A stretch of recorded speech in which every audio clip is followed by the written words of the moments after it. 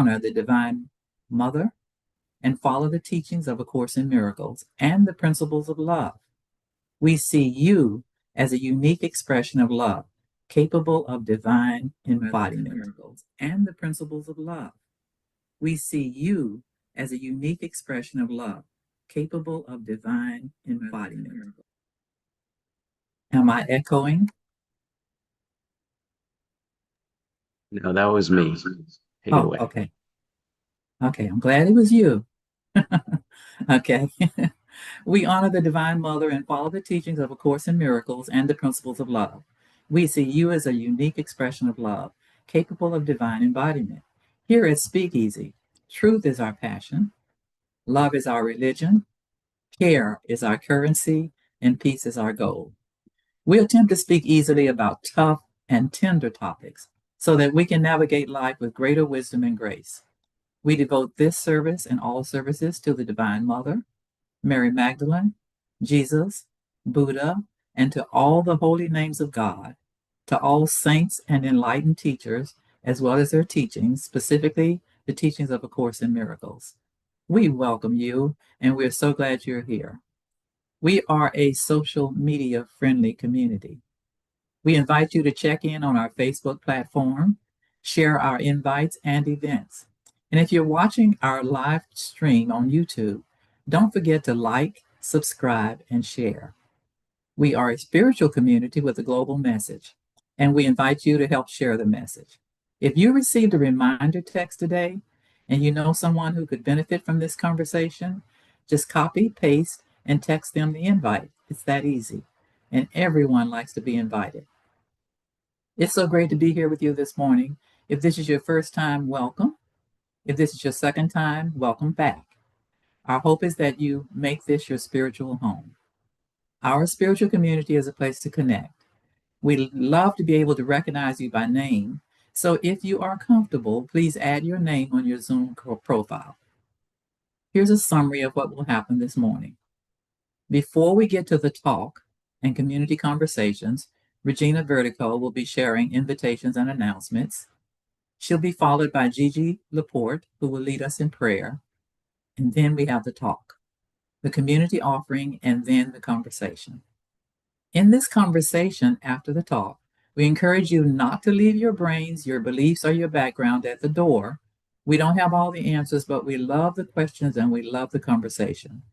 So now that you have a roadmap about the flow of our gathering, I'll pass it to Regina for our announcements. Thanks, Sherry.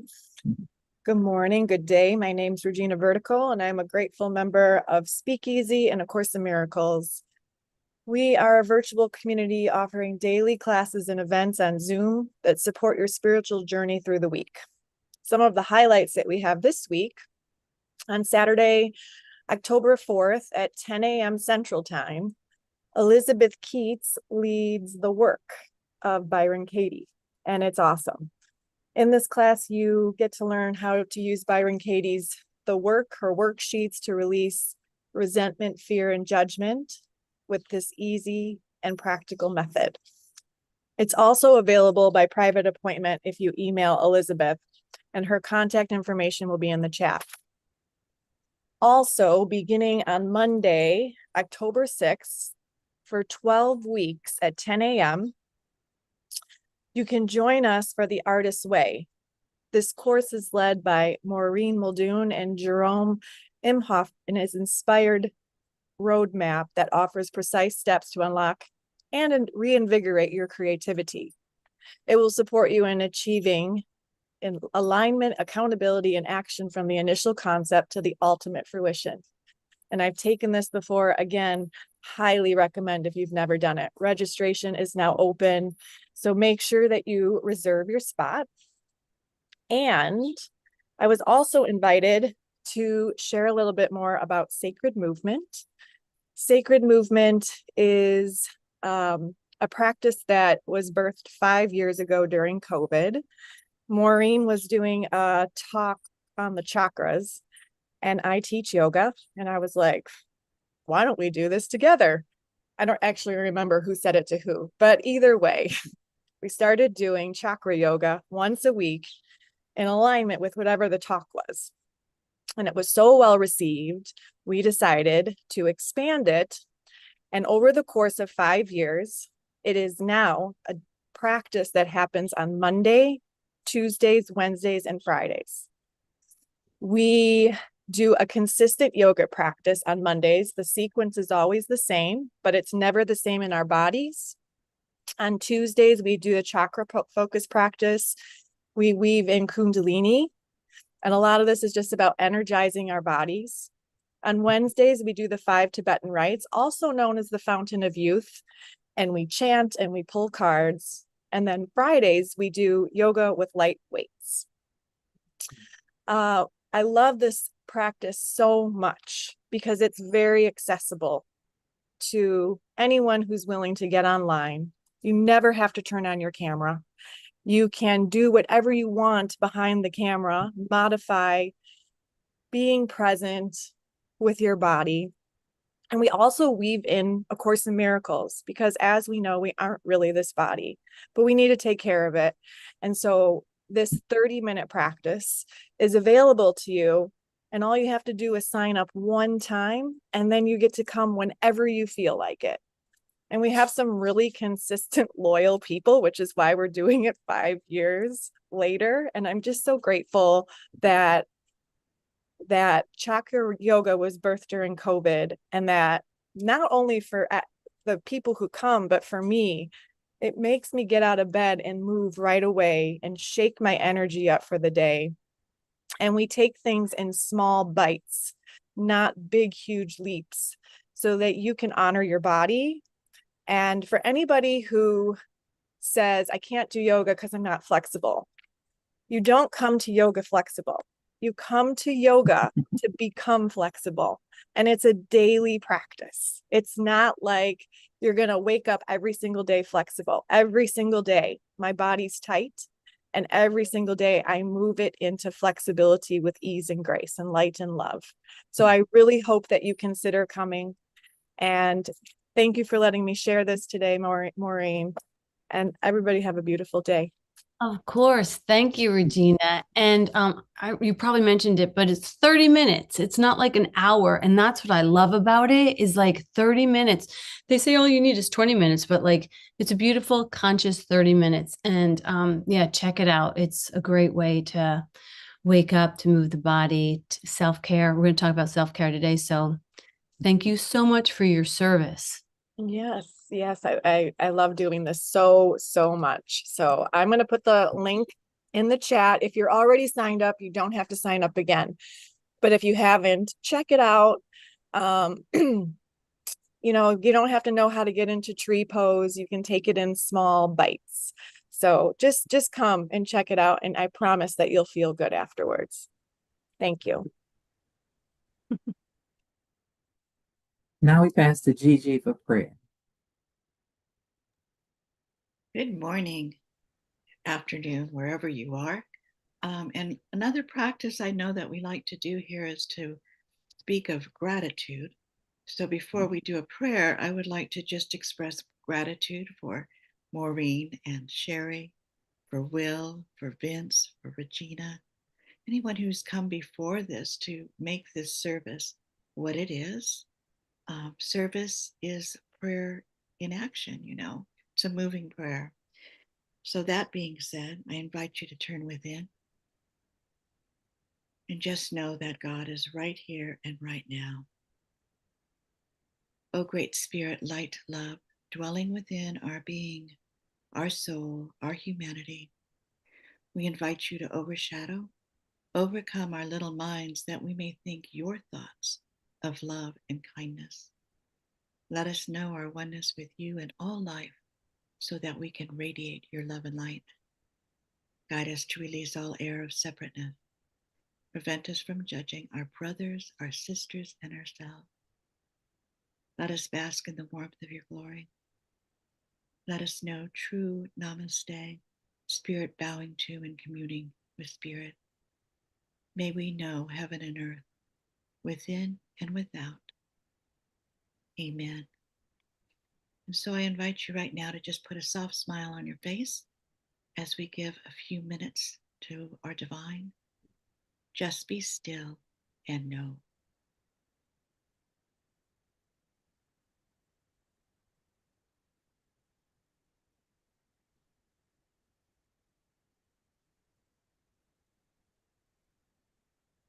Heavenly Father, Holy Mother, Jesus the Christ in me, I thank you for the power of love that heals and prospers me. And so it is. Amen. Thank you, Gigi. Thank you, Regina. Before we go to our speaker, I'd like to let you know that Vince Parker will be speaking to us about community offering after our talk. What a glorious morning we've got here. It is my pleasure to introduce our speaker today, Maureen Muldoon. Maureen is the founder and spiritual director for SpeakEasy, as well as an international speaker, writer, storyteller, and songbird who believes in the miraculous power of storytelling for healing and transformation. You can see her full bio and ways to connect with her in the chat. So batten down the hatches and get ready for a really great talk with Maureen Muldoon. Thank you. Batten down the hatches. I love that. Well, welcome everybody. Yeah, today we're talking about the artist way and how it all begins with an idea, and how the way that we look at artistry is so different than the way that we might have been groomed or schooled in our creative nature. And we might have some scar tissue around it. But this past week, I heard DDHD, dreams do not have deadlines. And I heard it on a podcast from Bridget Everett, who is the author and I think showrunner of Somebody Somewhere, which won a couple of awards recently. And she confessed to hearing it from LL Cool J. Dreams do not have deadlines. So it must be true. Simply put, dreams do not have deadlines. It's done unto you as you believe. And spiritual principle does not make conditions. It is not a respecter of age, of race, of time, of economic status. Basically, form follows consciousness. The word is made flesh. And I know that saying the word is made flesh is kind of a creepy saying, but we're veering towards Halloween, so we'll just go with it. I don't know, maybe it's not creepy for you, but it's always felt a little creepy for me. So I like to veer towards more the Disney approach. If you're Disney fans out there, basically it means Cinderella goes to the ball despite her conditions, but because of her consciousness.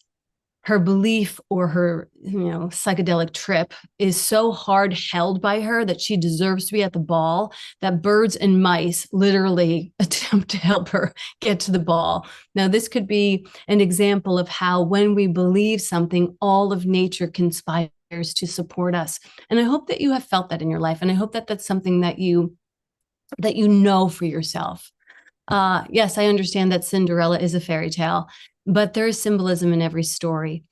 The Cinderella story has become a trope. You've heard of this is a Cinderella story, describing a person or a team or an event that undergoes a sudden rise to from obscurity to triumph, basically. And it's kind of like a resurrection. The story embodies elements of virtue, of kindness, of perseverance. Like this person has persevered. Think of Rocky, and also sometimes of magical assistance. Rocky has his coach that supports him. This support can lead to a pivotal culmination and ultimately a happy ending. And that's what fairy tales are all about. But basically, it's showing us moving through the kingdoms of consciousness. Cinderella begins in sort of a victimhood, as does Rocky, as all do most heroes in the hero's journey. And then she has these, stepsisters who represent the world that she must believe in, or else they wouldn't be there. The egoic thought system of the world. You don't belong here. You're not enough, and you'll never be enough. And we relate to these stories because there's a place within us that believes this.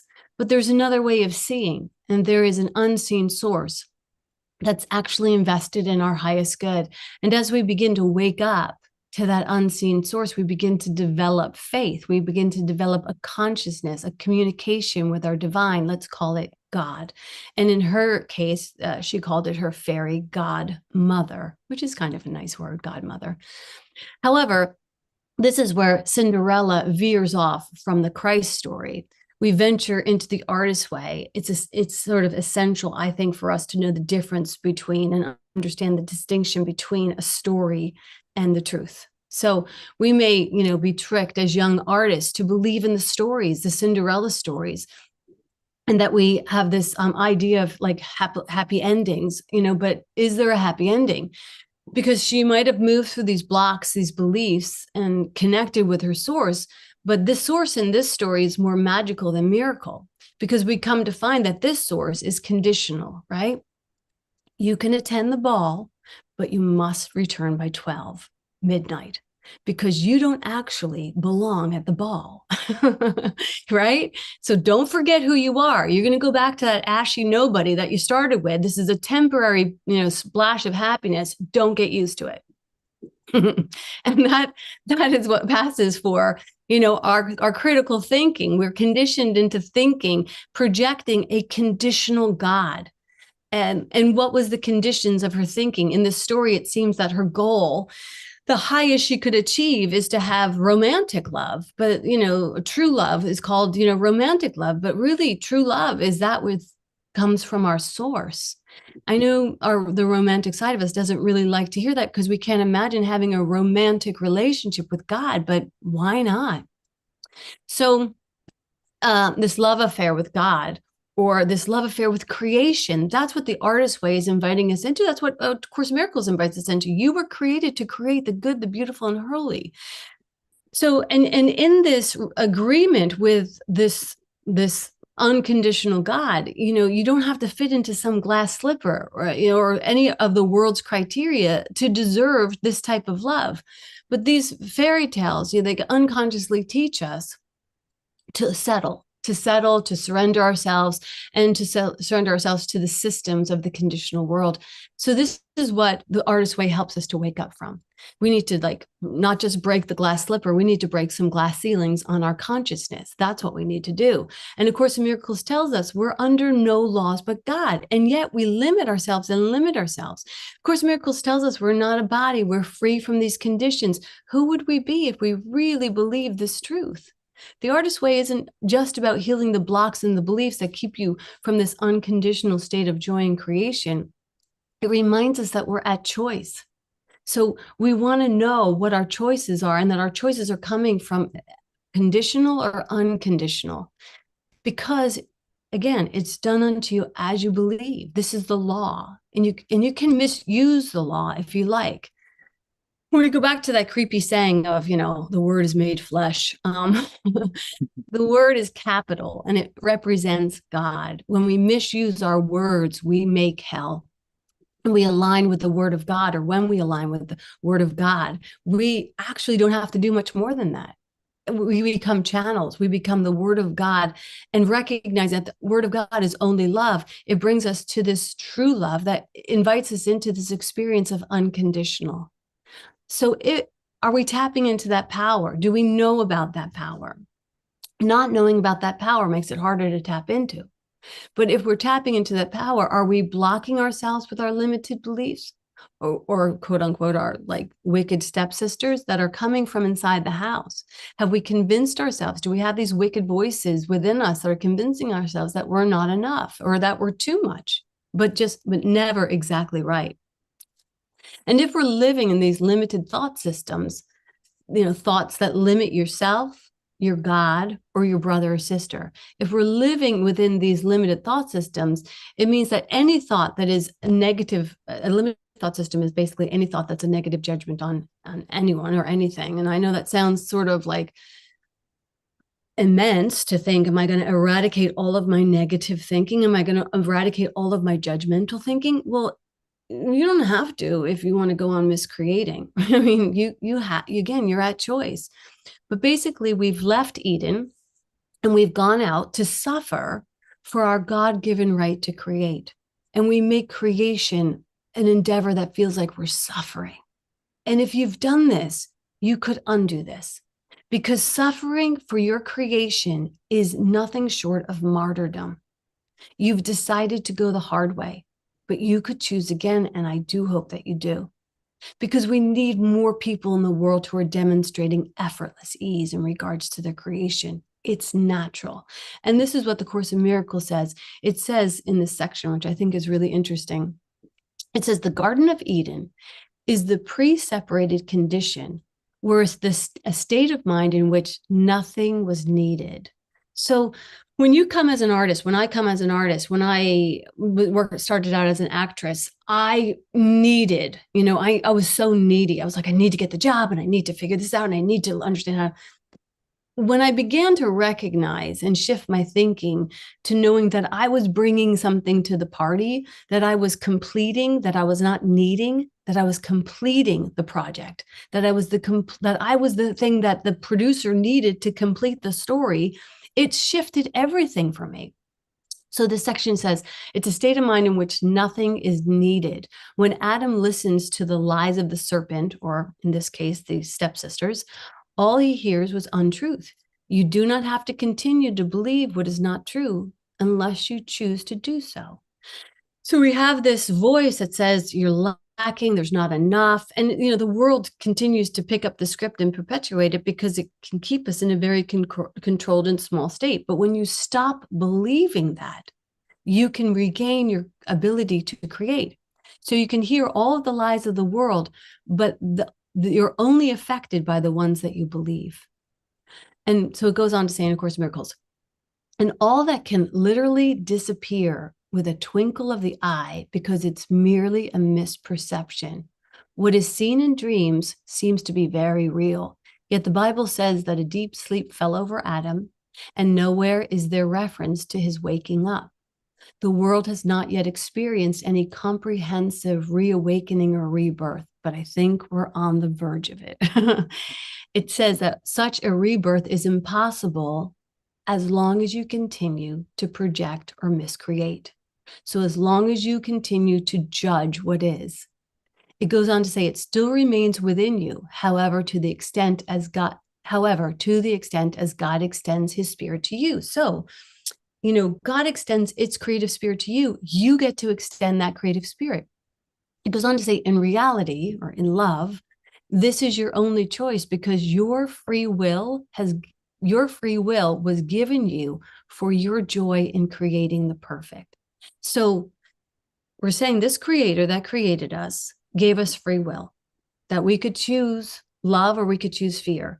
And when we chose love, it was like, ah. And when we chose fear, it was like, ah. It was like you're choosing your free will. It's okay.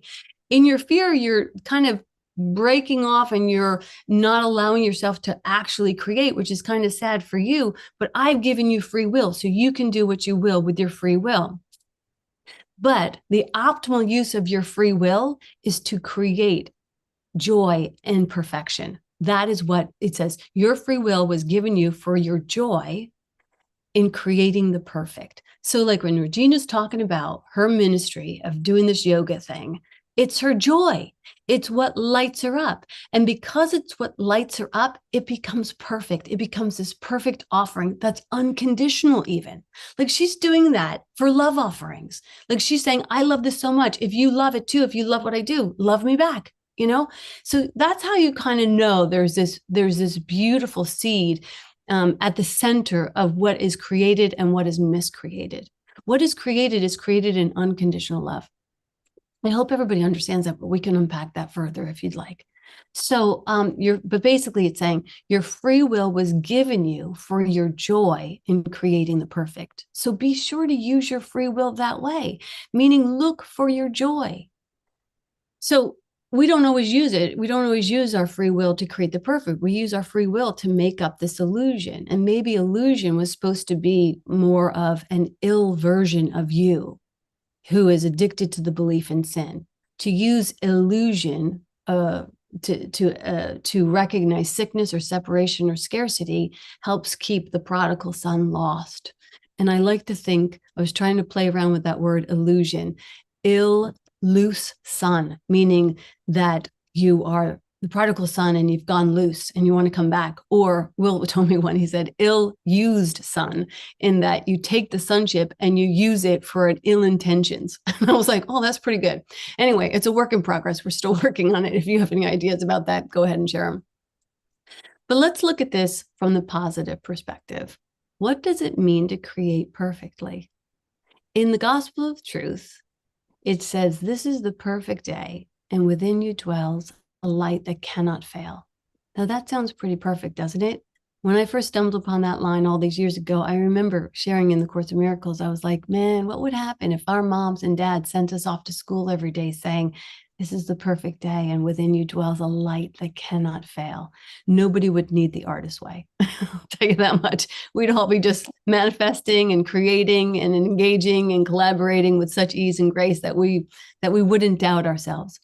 So we honor this light that does dwell within us that cannot fail by extending it to others, to have no shade or no shadow of a doubt on your creations. Many times we create and then we overthink it. And sometimes we even pull it back and shove it back in the closet. But we want to learn how to create like the Blessed Mother demonstrates. Just simply let it be done unto us, to be a blank canvas for the goodness of God. With Mary, this creation came through her from a pure source, conceived in love and for love. And it was not of man, right? It wasn't manhandled. It wasn't manipulated. It wasn't manifested. It was pure, uncut from God's love. And she just said, I don't even know how this is going to happen because I haven't been with a man. And creation was like, don't worry about it. And so we come to our creations and we're like, I don't know. I'm not even sure. I've never taught yoga on Zoom before, or I've never auditioned before. I've never written, published anything before. I don't know how to do this. And it's like, just let me do it through you. How about? We put up so many blocks before we even reach for the pen. We put up so many blocks before we even put an invitation out. So as the scent leaves the flower, this is true creation. This is the effortless nature of true creation. The flower doesn't rustle itself. It doesn't struggle itself. It's like, I know who I am. I know what my purpose is. When you get out of the way, creation can flow. It would actually, when you recognize who you are and whose you are, it would be harder to hold back the river that bubbles through you. It would be impossible. So I want to ask you today, what is bubbling through you? Like, what lights you up? What is effortless for you? If you find the realm of your joy, you can begin to apply that same humility to every area of your life. And you might think, humility in regards to joy? Yeah, because joy is of God. You got to get out of the way. The realm of joy is an indicator that you have gotten out of the way. When you get out, so think about that. Think about what brings you joy. And think about how effortless that is. When you get out of the way, the limitless creation of God flows through you with no conditions. Personally, the realm of effortlessness for me is teaching A Course in Miracles. I could do that in the dark in the middle of the night with nobody watching, and coaching people. I just get out of the way when it comes to my teaching, and people go, what, Maureen, you gave me the perfect idea. You gave me the perfect image to try and figure out this concept or this principle. How did you do that? And I feel like I'm a deer in headlights because I'm like, I didn't do anything. It wasn't me. It's like when I was a guilty kid, my mom would accuse me of something. I was like, I didn't do it. But I really didn't do it. With this, it's not guilt. It's just a knowing, that Maureen just got out of the way. I received an image a split second before it came out of my mouth, and I just shared it. That's all that happens. And it's usually good and beautiful and holy and helpful because it's not mine. It has all the fingerprints of God. And this is maybe what we call channeling, but everything that's good and beautiful and holy has come from source. And we are all only midwives for that source. Think of yourself as a midwife for that source. So when it comes first through me and when it comes first through you, we're blessed by it. We're just the first ones to be blessed by it. And then we get to share it. And because of that awe, it almost fumbles out of you. It just comes, there's no hoarding it, it makes no sense to hold it back. It's like trying to eat chocolate in the closet by yourself, which I'm sure might be fun, but it's so much nicer when you have somebody else to stare at while they're eating chocolate. And you're like, isn't this good? I eat a lot of chocolate. So I like to share it. So, creation is always a mutual blessing. And that's what you want to know. It's sweeter when shared. I mean, sure, Eugenia could be doing yoga in her house all by herself, but like it lights her up to share it. An idea shared is strengthened.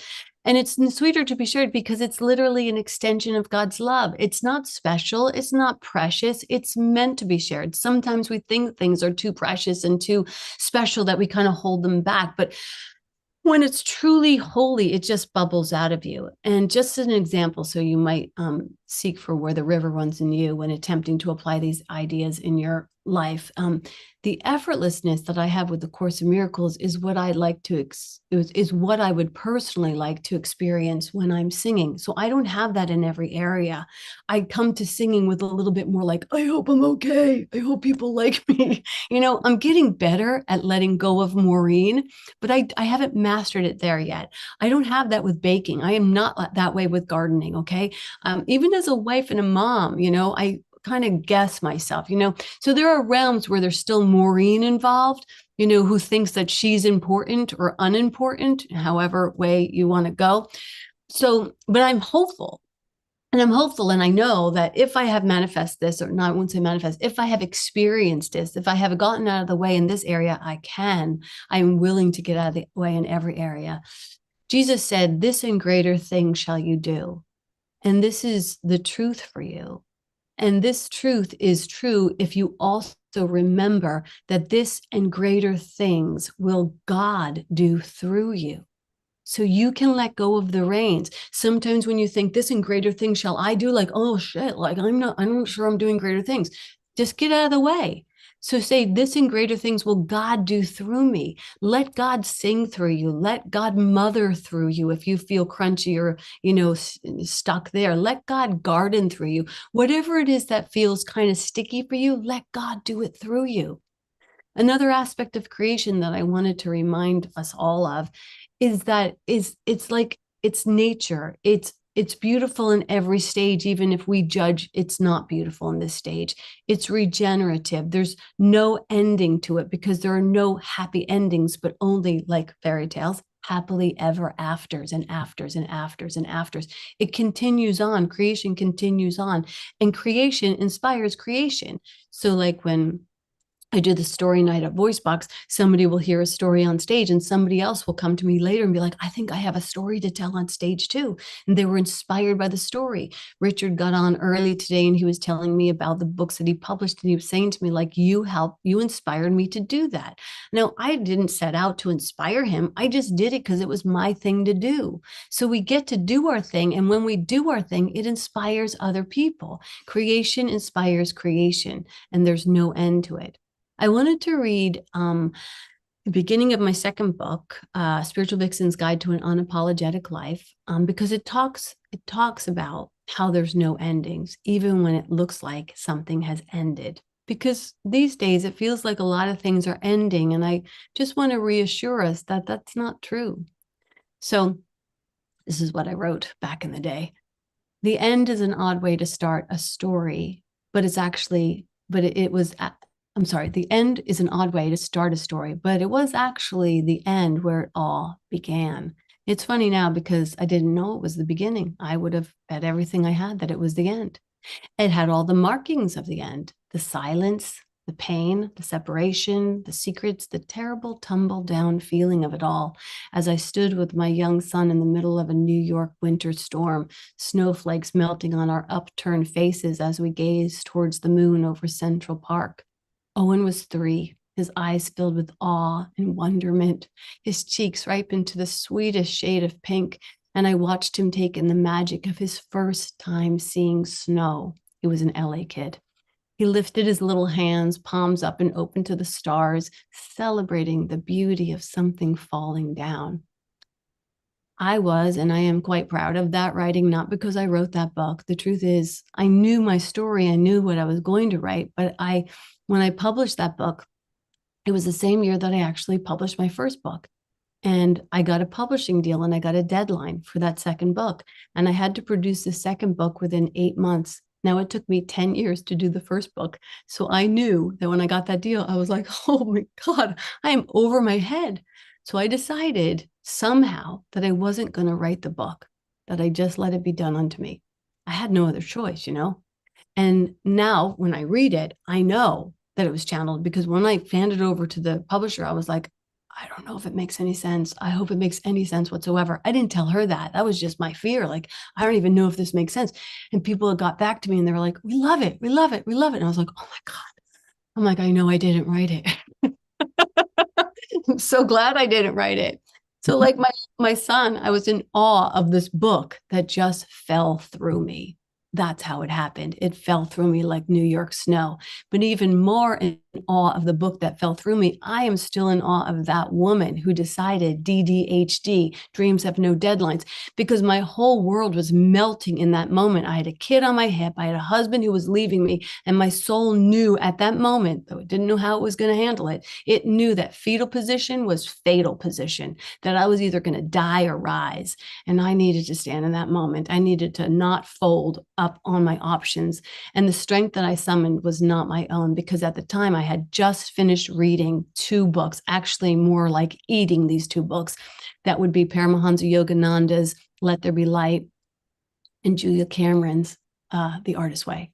And the main things that I learned from Julia from that first round, and I've easily gone through that book about 10 times since, but the main wisdom that I received that first time was that creation was natural, that it was universal, and that it was eternal.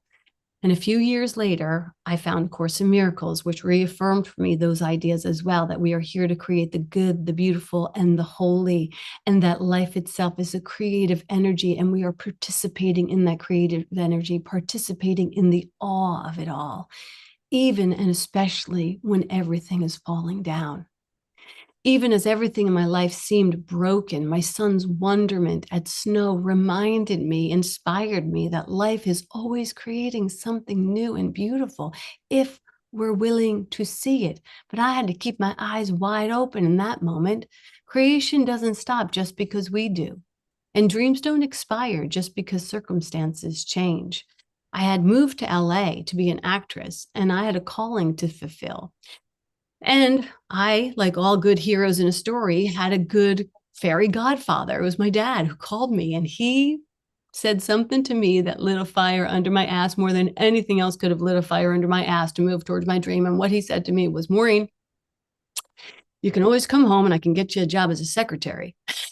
I was like, holy mother of God, I must make this dream work, because I will fail as a secretary. Nothing against secretaries, okay? I mean, but I would have been a terrible secretary. I had dyslexia. I could barely file anything. Like, this was not going to be, it just wasn't. So anyway, remember, my sales at this moment had been slashed, but I was, for all intent and purposes, basically shipwrecked, and again, like I had somebody else relying on me.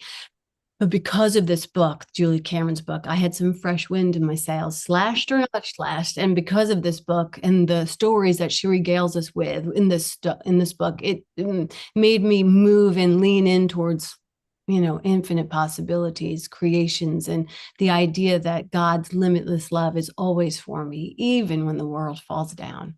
So I was destined, or at least determined, to make good on new shores. And these new shores were established by my new consciousness. That's how it looks. You have to believe before you receive. So you see, when we stumble upon a truth that rings every bell in our being, you can't unknow it. And when I read The Artist's Way, I've stumbled on so many truths. And one of them was this concept of poisonous playmates. And when I read what she wrote about poisonous playmates, I had this wake up moment, because Julia basically spells out like a clear criteria for what a poisonous playmate was. And I saw in that moment that I was married to a poisonous playmate. I literally sat there with my book open, just staring into the air, thinking, what do I do? Because divorce was not an option for my family, for me. Like, I was like, I've married him, and like, death do us part. Like, I'm stuck in this relationship. 2 weeks later, see, this is what happens. You know a truth, and then it can't be unknown, and it begins to be made manifest. The word becomes flesh. The wisdom becomes flesh. And 2 weeks later, I found out that he was having an affair and leaving me. At the time, that was devastating. But there was also, he was a poisonous playmate.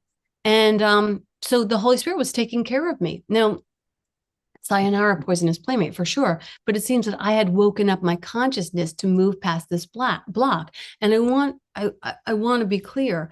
I had poisonous playmates in my life because I was a poisonous playmate. How was I a poisonous playmate? I didn't love myself. That's how I ended up in that relationship. Not only that, but I had a great investment in fear. That's how I ended up in that relationship. And, there was, another story though, at the same time that was waking up for me. That was waking up from an old story that I deserved that type of experience. And so in that New York snow, with confusion and with fear, I also had great resolve, along with a small thread of faith that God would carry me through this if I believed. So all things would come from my thought system. The basic foundation says that, life is either stressful and unfair and a struggle, or life is awe-inspiring, or life is beautiful. And you might think, like, can I really have that? Does that really exist in this realm right now? Yes, it does. I could stay in Eden, where there was no need, or I could move to needing, where it's all about need. But what could I need, right? Like, what could you need if you knew your source? If God was my shepherd, and God would have to be my shepherd, because left to my own devices, I was getting myself in all sorts of hell. If God was my shepherd, that I shall not want. Heaven and creation exist in the present moment of watching snow falling, the present moment of watching my marriage fall, and all that could fall would fall. But the eternal state of creation also dictates that even in that falling down, something beautiful is rising up if I'm willing to search and see that. So the best way to rise up through these conditions and through these conditional thoughts like Cinderella is that we can go with like hooking your star to the next, the form. And we don't want to do that. We want to let this be a catalyst for consciousness to connect us directly with our creator, having no middleman, like the Blessed Mother. She had no middleman. She was just a channel for God's good, which I don't think there's any mistakes in that story. To be creative, you must connect with your creator. Your creator is your source. No one else is your source.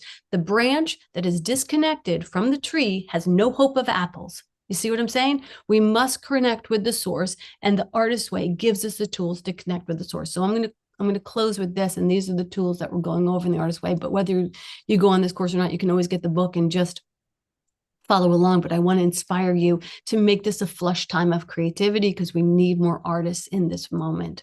We need more people standing in their truth and channeling good into the world. So the Artist Way uses these tools.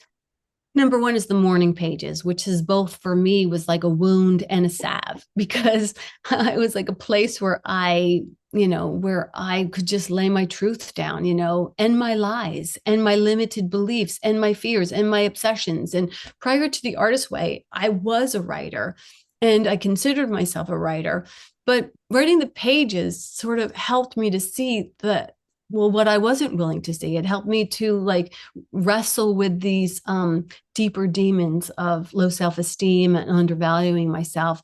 I mean, just to name a few. This was like some free therapy, really, because it was like, know thyself, healer, know thyself. This is where I got to really know myself.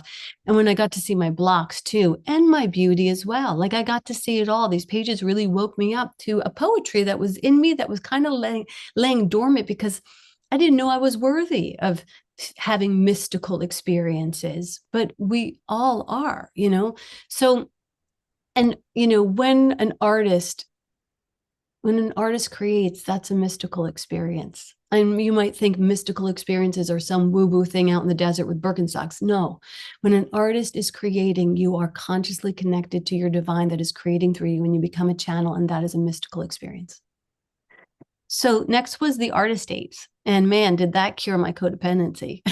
Because, I loved going out, finding inspiration and like a pirate going to thrift shops and museums and, but the artist date was to be done alone. And I remember like the first time taking myself on a date, like going to a movie, taking myself on an artist date was the beginning of taking myself seriously as an artist.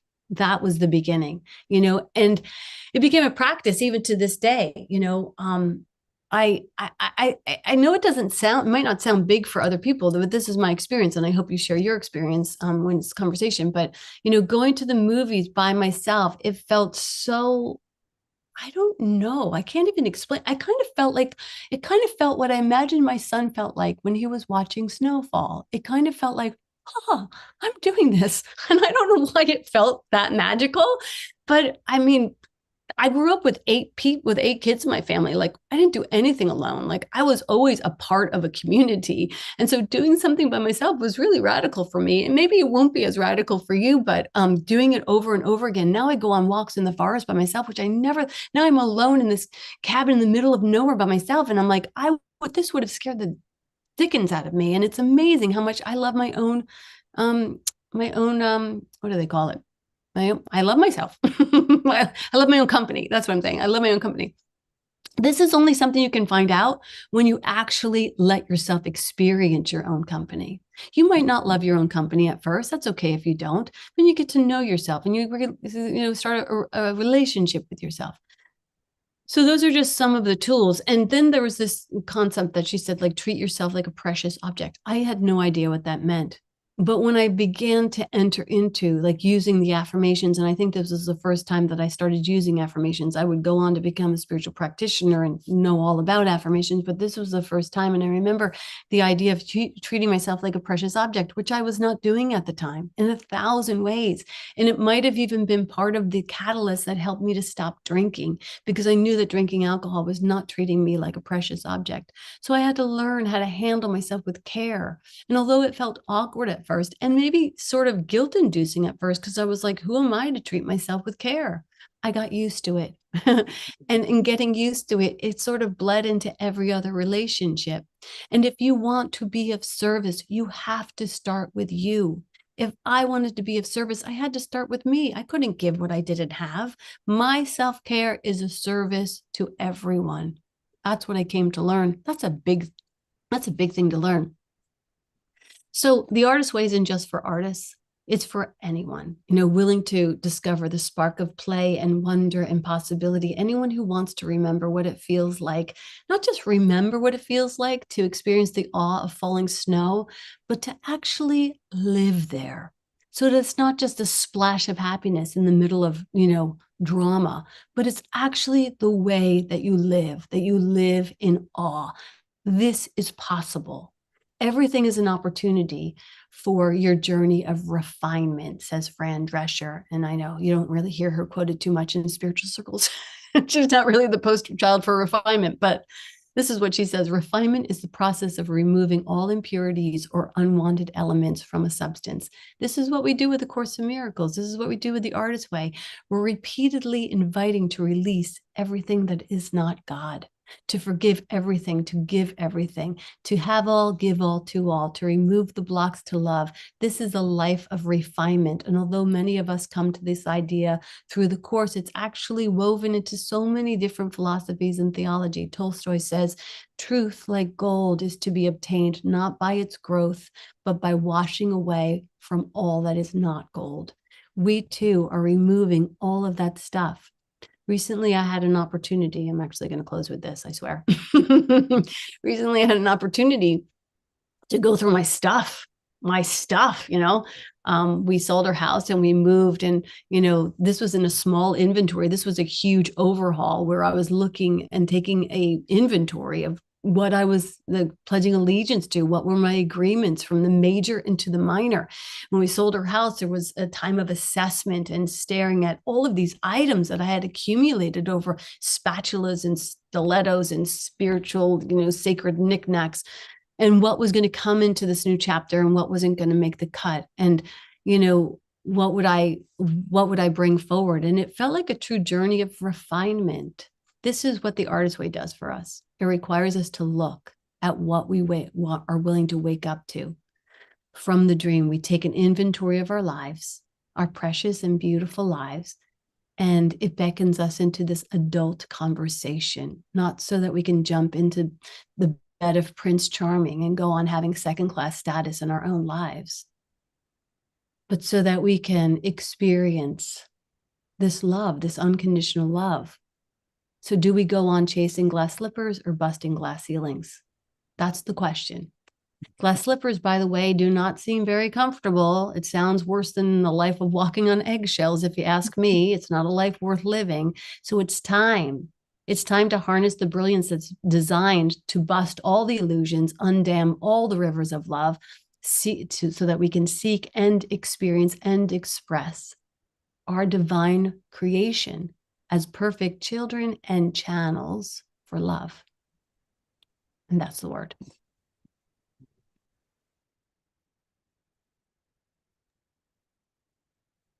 Maureen, that was absolutely precious. Absolutely precious. Now it's time for the well, before that, Vince, I give the stage to you. Okay. Thank you very much, Maureen, for that inspiring talk. SpeakEasy is a non-for-profit virtual spiritual community, and we exist on the generosity of our community members. We thank you for playing your part and for taking the opportunity to make a donation for today's daily bread. Your generous donations help us bring spiritual leaders, artists, and speakers to Sunday service and keep important conversations going. As the law of circulation states, freely we give, freely we receive. As you were spiritually fed by today's conversation, I invite you to go within and see what is yours to share. No gift is too small. The donation link is in the chat, as well as on our website, speakeasyspiritualcommunity.com. Thank you very much. Thank you, Vince. I think I'm supposed to put the link up, so I'll do that. Okay. While Maureen is doing that, now it's time for the truly unique experience of Speakeasy Sunday service, our community conversation. If this is your first time here, I encourage you to stay, because if you were wowed by the talk, you'll be more wowed by the questions and the conversation. This is where we invite everyone and anyone to speak easily. Find your voice and your truth. Share your thoughts, inspirations, awareness, and your questions with our community. When you feel called to share a question or comment, please raise your virtual hand, which is located in the Reactions tab at the bottom of your screen. Please also note to leave your video on when doing so, because we want to know and see you. And I already have a hand, and it's Jerome. Good morning, Jerome. Hi, Jerome. Hello. What an inspiring talk, and I am so jazzed to be co-teaching this with you. So there's so many things that are bubbling up in me about the artist's way and how transformative it is. And I mean, it literally changed my life. It woke me up in so many ways and made me understand. One of the things I think that it made me really understand is that my greatest creation is my life. It's about waking up to who I truly am authentically and living a life that is all about creativity. That's all about that. My art is my life. It's how I show up. And I'm glad you said, that it's not, you don't have to be a traditional artist to do this work. But we all have that thing in us that is bubbling up, and you brought this forward too, that thing that we feel really called to do. And what I've come to understand is that thing never stops pushing, because it is the way that the creator wants to manifest in our lives.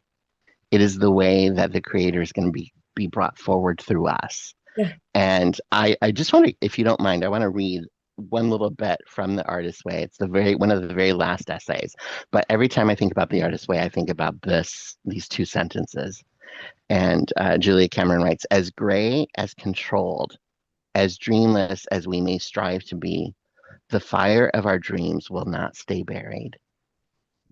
The embers are always there, stirring in our frozen souls like winter leaves. They won't go away." I love that. Isn't it beautiful? And so I'm super excited to be doing this with you. And I just wanted to um, share that, and extend the invitation to anyone here Yeah. who thinks that this might be something that they would love to do. Um, take the leap of faith. Take the leap of faith, because when we take the leap, then it appears. And um, and just listen to your soul calling you, because we all have that thing in us, and we all know what it is, and we're so afraid to do the thing. We're so afraid to do it. But through this work, it's like you receive the anointing from the Holy Spirit to do it.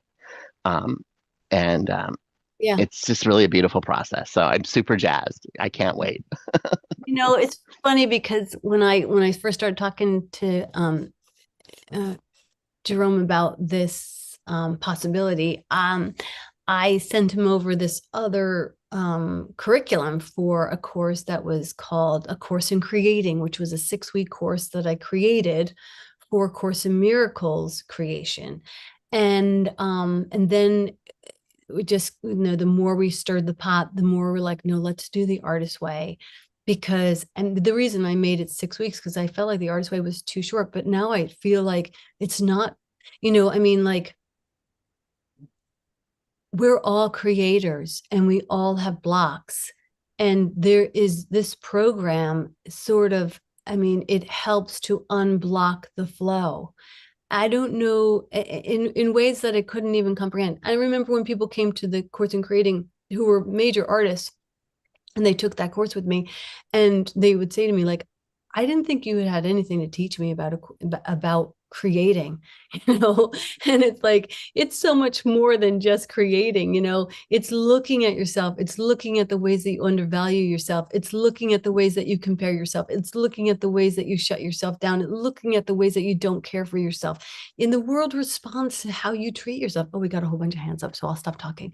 But yeah, No, but it's deep shadow work. It's light work. It's inner child work. It's all of the stuff yeah. That we need to do. So yeah, it's phenomenal. So Thank you, Jerome. yeah, thank you. Hello. Mary Lisa. Hi. So I really just raised my hand because I want to claim my seat. I am very new to this. I started A Course in Miracles last summer, and I'm working my way through it. And someone told me about all of you. And so here I am, a newbie, but I've also been realized that I've been doing this my whole life. I've been looking at this. I've been looking for this my whole life. I'm a spiritual practitioner. I mean, when Jerome was talking, I do inner child work. I teach it. I do, I'm a Reiki practitioner. I do all of that stuff. And when I started A Course in Miracles, I realized that that's really where all the stuff comes from. All of the rest of it feels like that's where it comes from. It comes from the Holy Spirit. It comes from it comes from this. I use the word universe. I use the word, but anyway, I'm learning more. I learned a lot today. Thank you, Maureen, so much. And I'm going to shut up so I can learn even more. Don't ever shut up. You can be quiet, but don't shut up. Okay. Point well taken. I will be quiet and listen. When my kids were little, my family used to say shut up all the time, and it just crushed me, you know what I mean? So when my kids were little, I would say, quiet on the set. I came from Hollywood, so that was my way of saying, the shut up. I don't like when people say shut up, so please don't ever shut up. Stay open. Okay. I definitely am going to stay open. I'm not going to shut down, but Okay. I won't talk. Okay. I look forward to seeing you Monday mornings. It's going to be amazing. And I want to tell you, I'm teaching this with Jerome, but I'm also at the same time, I'm taking it from another minister at church up here. And it's like, I've never done that before, but I am so excited to show up as a student, because even though I've rolled through this like 10 times, like there's something more. There's always something that our ego doesn't let us hear. And I know I'm going to have some major breakthroughs as well. So I am so with you, and let's see what happens on the other side of this. Yeah. Thank Thanks. you so much. Hey, Vince. Hey, um, I wanted to say my first experience with Artist Way was a little over a year ago, and on the 1 year anniversary of my wife's passing, I decided to say, tomorrow I'm going to start moving forward officially. And within an hour, somebody texted me that have I signed up for the Artist's Way? And I said, oh no, when does it start? And they said, it starts tomorrow. So this was no coincidence to me that, I was meant to be taking this course. And, through the Artist's Way, it started me rethinking my God concept.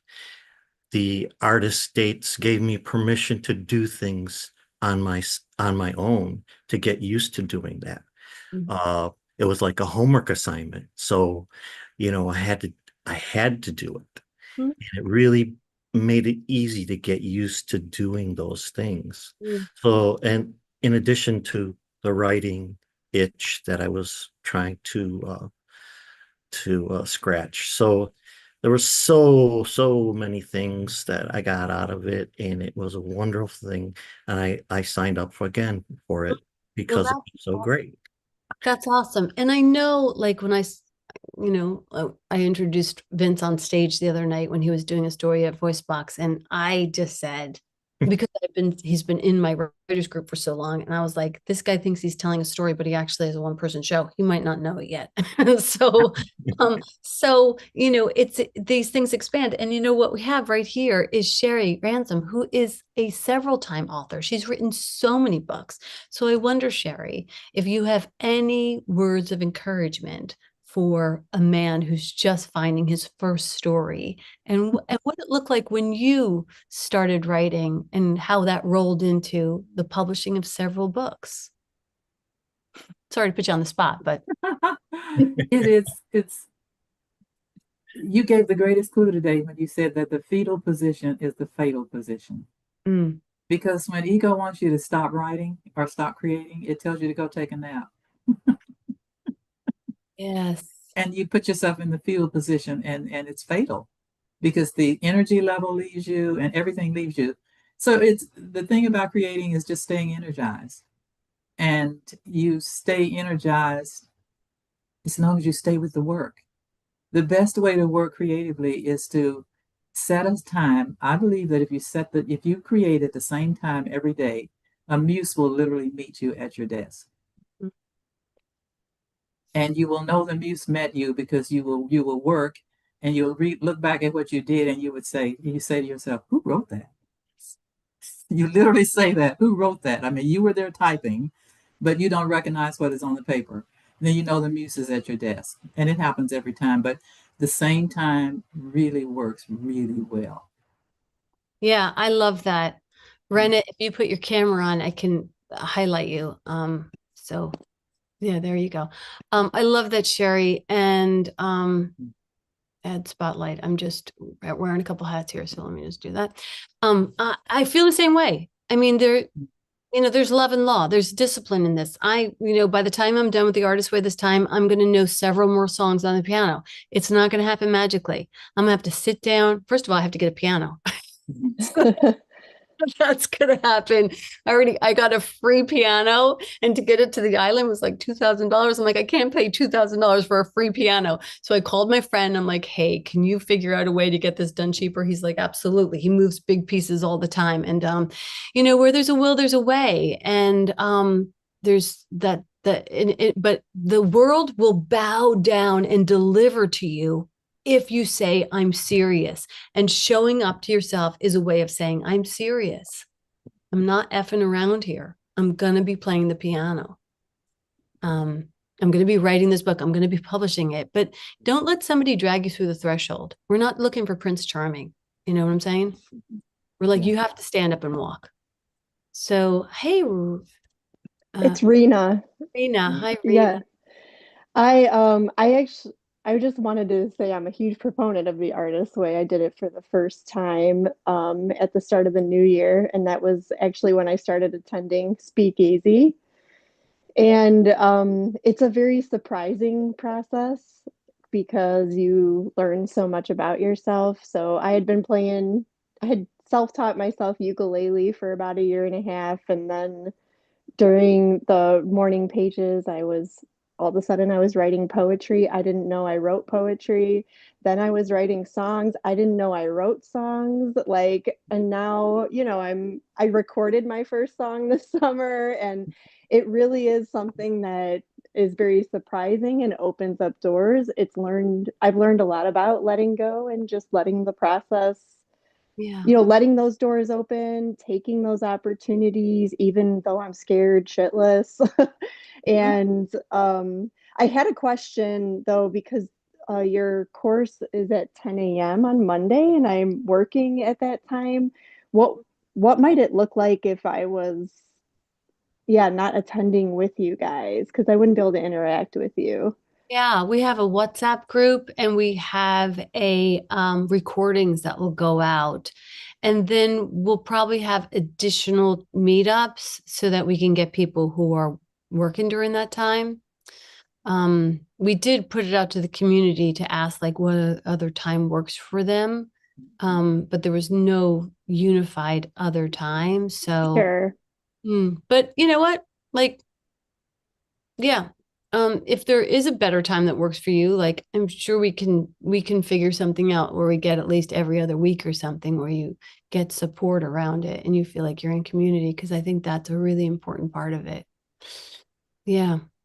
Okay. Yeah, And here's thank the you. other thing, like I love that you're saying I didn't know I was a poet. I didn't know I could play the piano. But did you know that God could? Did you know Yeah. if God is a poet and if God is a singer and if God is a dancer, then I must be, because I am of that.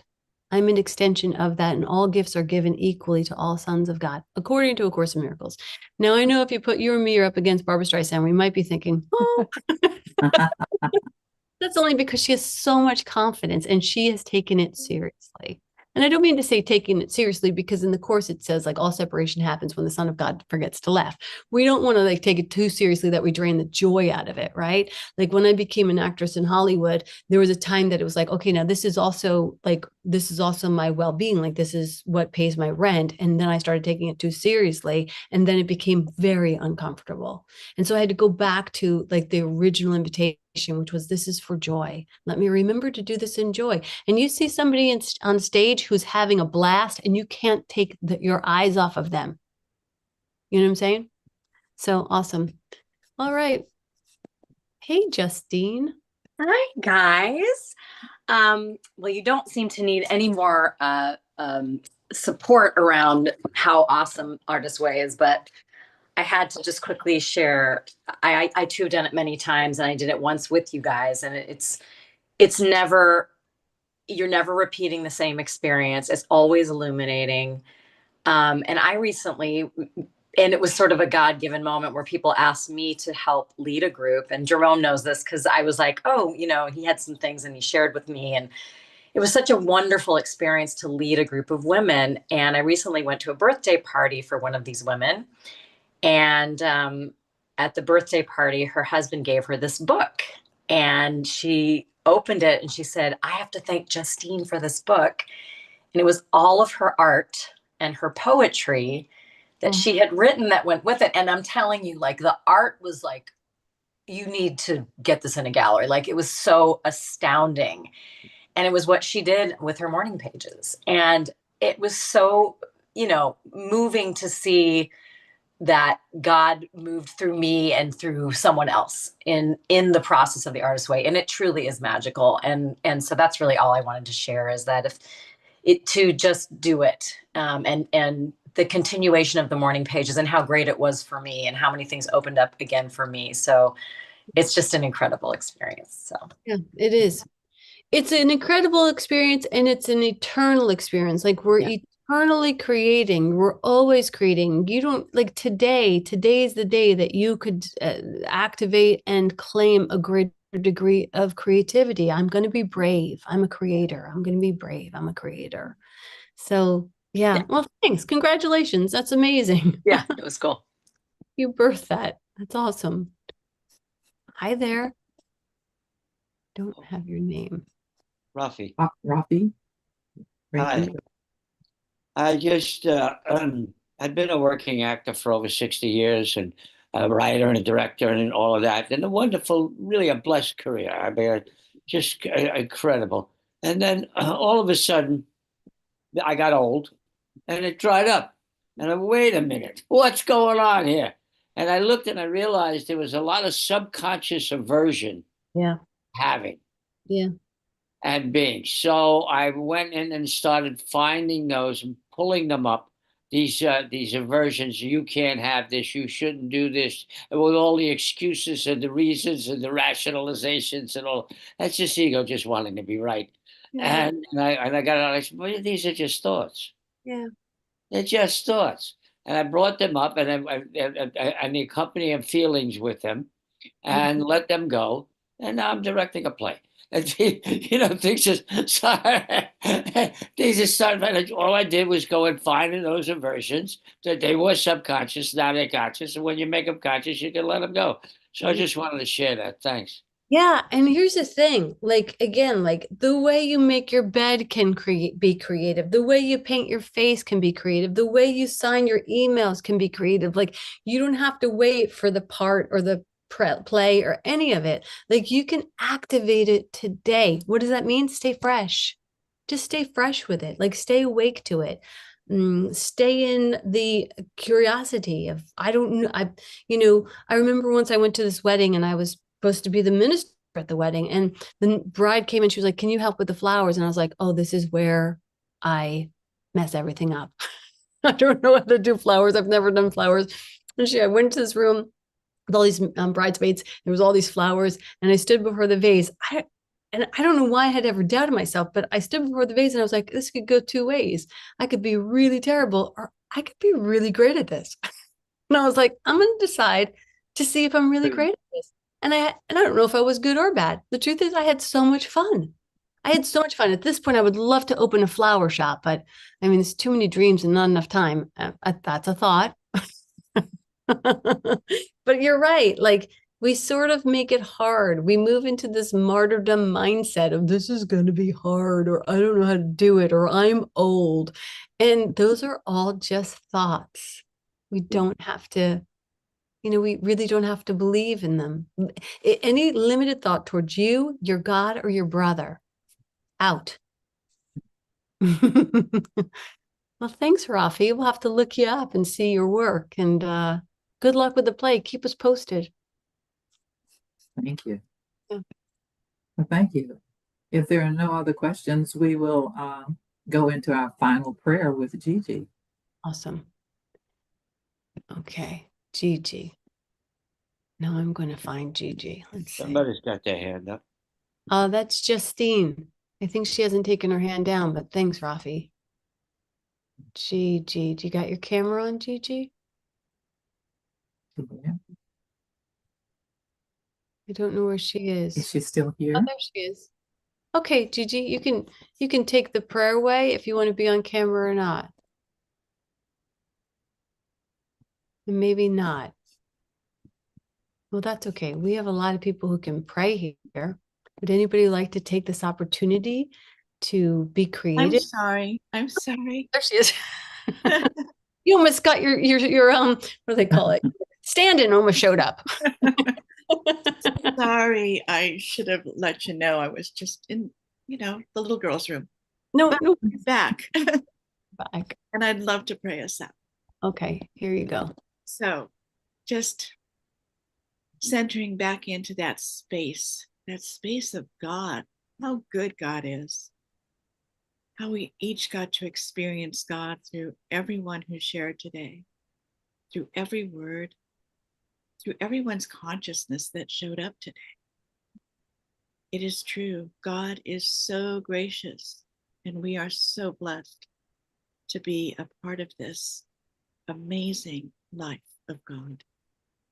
So I simply say, thank you, God. And we take this out into the world and we make this world a better place because of the God within. And so I release my word into the law of love. Let it be so. So it is. Amen. And I apologize for that. Oh, No, Gigi, no problems. Yeah. Thank you. Thank you for that lovely, lovely prayer. Thank you, everyone, for joining us today. We hope to connect with you at one of our events during this week. You can look on our website to see what events we have. And we will look forward to seeing you next Sunday when we'll have another beautiful sermon. Same place, same time. Yeah. And guess who's speaking next week? Ooh. Gigi Laporte. Sharing about sacred service and tucking with the divine and all of the amazing things she brings to the party, like Regina. So she's one of our star teachers here, and I can't wait to hear what she has to say. Be sure to come back. It's going to be awesome. She's going to let it be done unto her. You can't do it alone. I can guarantee you that. Thank you. Thank you, everyone. so See you much. next week. Oh my gosh, thank you so much. Namaste. Bye-bye. See you later. Bye. Love Bye. you. Thank you, Sherry. Thank you for You're your so welcome. service. It's really appreciated. You're You're welcome. in your genius all the Amen. time.